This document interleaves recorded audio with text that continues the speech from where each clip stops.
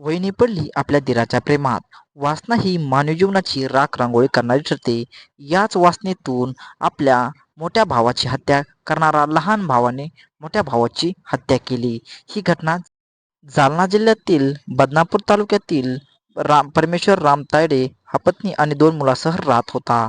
तो शेतकरी होता. शेतात काम करून तो आपल्या संसाराचा गाडा चालवत होता.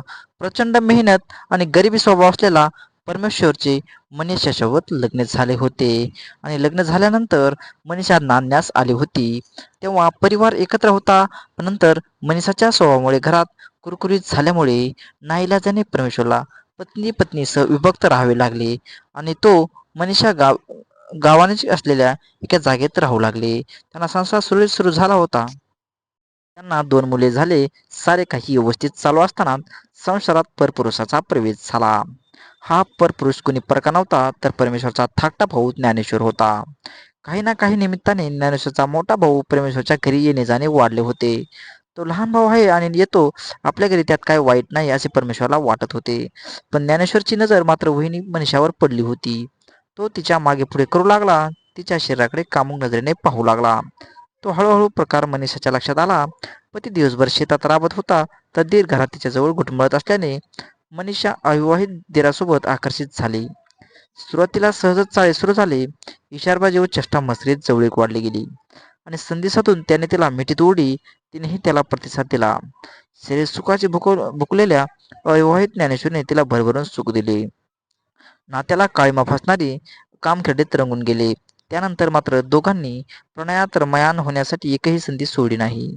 पदरात 2 मुले असतानाही 25 वर्षीय विवाहित मनीषा आपल्या दीराच्या प्रेमात पडली होती. अविवाहित असलेली दीर ज्ञानेश्वरही आता तिच्या प्रेमात पूर्णपणे वेडा झाला होता. वहिनीसोबतच्या शरीरसुखाच्या आनंदाने अविवाहित दीर ज्ञानेश्वर वेगळ्याच विश्वात रममाण होऊ लागला.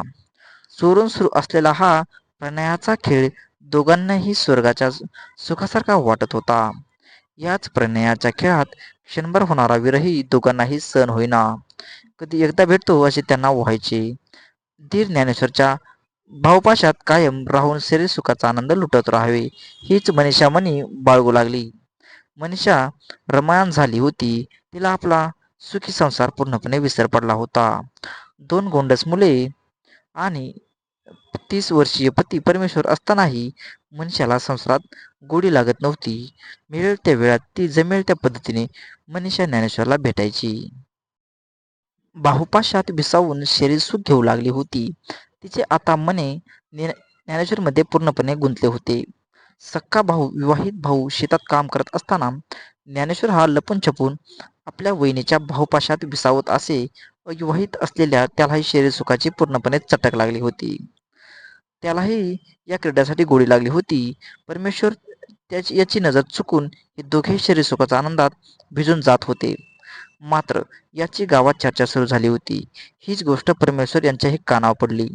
सुरुवातीला त्याने दुर्लक्ष केले. मात्र काही दिवसात त्याच्याही नजरेत पत्नी मनीषा आणि भाऊ ज्ञानेश्वर यांच्यात स्पष्ट दिसून आले.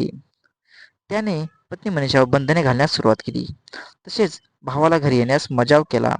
आपल्या संबंधाचा परमेश्वरला संशय असल्याने पत्नी मनीषा आणि भाऊ ज्ञानेश्वर यांच्यात लक्षात आले. आता आपल्या दोघांमधील अडसर दूर करण्याची गरज आहे असा विचार दोघांनी केला. यातून त्यांनी परमेश्वरला ठार मारण्याचा निर्णय घेतला. ऑक्टोबर रात्री ज्ञानेश्वर आणि मनीषा यांनी डाव साधण्याचे ठरवले.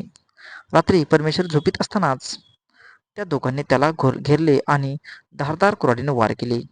अचानक झालेल्या हल्ल्यामुळे परमेश्वर गांगरून गेला होता. समोर प्रत्यक्षात भाऊच आपल्या जीवावर उठला आणि पाहताच त्याने पायाखाली जमीन सरकली. जमीन सरकल्यामुळे शरीरसुखाच्या आरी गेलेला भाऊ पत्नी हेच आपल्याला ठार मारण्यासाठी उभे आहेत हे पाहताच त्याला मोठा धक्का बसला. मात्र यातून सावरण्याआधीच त्या दोघांनी परमेश्वरला ठार मारले. शरीरसुखासाठी मोठा अडसर दूर झाल्याचा आनंद दोघांच्याही चेहऱ्यात दिसत होता. या आनंदांच्या दोघांनी पुन्हा एकदा एकमेकांना मिठी घेऊन आपले प्रेम व्यक्त केले. आता परमेश्वरच्या मृतदेहाची विल्हेवाट लावण्याचा मोठा पेच त्यांच्या समोर होता. याच दरम्यान त्यांनी पुरावा नष्ट करण्यासाठी मृतदेह मुरघासाच्या प्लॅस्टिकच्या बोगदामध्ये टाकून त्याचे तोंड बोरीने बांधले आणि तलावाजवळ तो बोल नेला आणि मोठा दगड बांधून ते बोट तलावातील पाण्यातून टाकून दिला.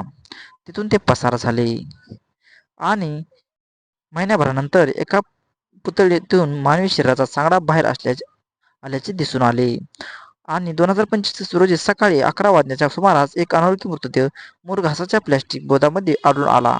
ही माहिती पोलीस ठाण्याचे निरीक्षक यांना मिळाली आणि तातडीने पोलीस घटनास्थळी पोहोचले आणि मृतदेह पाण्याबाहेर काढून त्याची ओळख पटवली. तेव्हा तो मृतदेह परमेश्वर रामतायडे यांचा होता. वय 30. खून करून मुरघासाच्या प्लॅस्टिकच्या बोधामध्ये टाकून दोरी बांधून त्यांना दगड बांधून तलावामध्ये टाकून दिल्याचे दिसून आले. त्यानंतर मैताचे वडील वय 56 यांनी पोलिसांना तक्रार दाखल केली आणि पुढील तपास सुरू आहे. तर दोघांना अटक देखील केली आहे. अशीच माहिती पाहण्यासाठी आपल्या चॅनलला लाईक करा, सबस्क्राईब करा. धन्यवाद.